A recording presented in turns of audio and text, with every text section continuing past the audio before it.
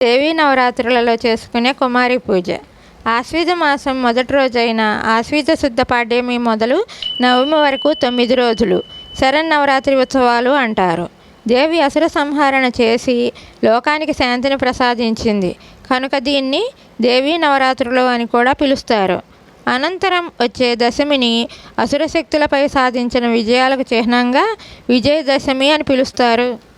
దేవీ నవరాత్రులు నియమనిష్టలతో జరిపేవారు ఆ దేవి యొక్క విశేష కృపను పొంది సత్ఫలితాలు పొందుతారు. దేవీ నవరాత్రుల పూజలు చేసేవాళ్ళు ప్రతిరోజు దేవీ పూజతో పాటు కుమారి పూజ కూడా చేయాలి. వివాహం కాని కన్యలను దేవికి ప్రతిరూపంగా భావిస్తూ పూజించటాన్ని కుమారి పూజ అంటారు.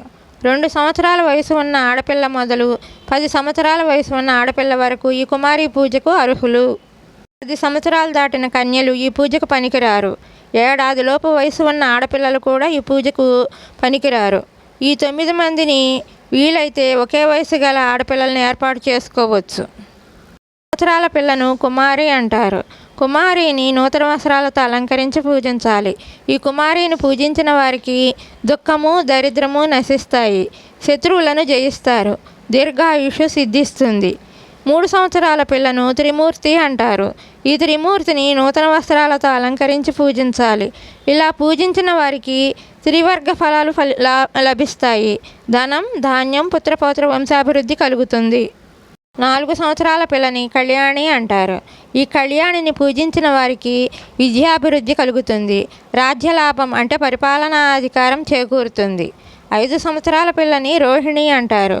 ఈ రోహిణిని పూజించిన వారికి సర్వరోగాలు నివారణ అవుతాయి.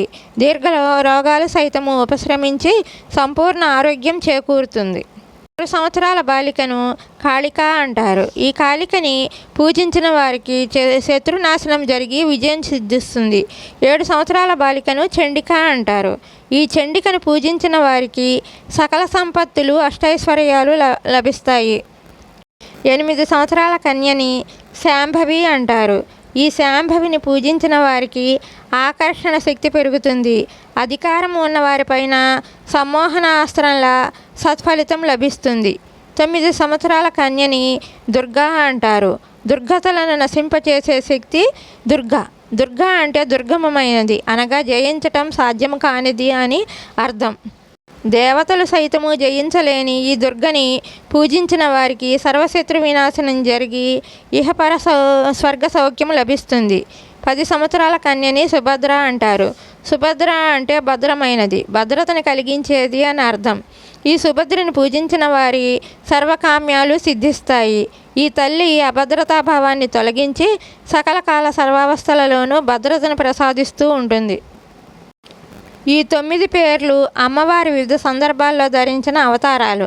ఇలా 2 నుంచి 5 సంవత్సరాల వయసు గల వారిని పిల్ల అని, 6 నుంచి 7 సంవత్సరాల వారిని బాలిక అని, 8 నుంచి 10 సంవత్సరాల వయసు గల వారిని కన్యక అని భావిస్తారు.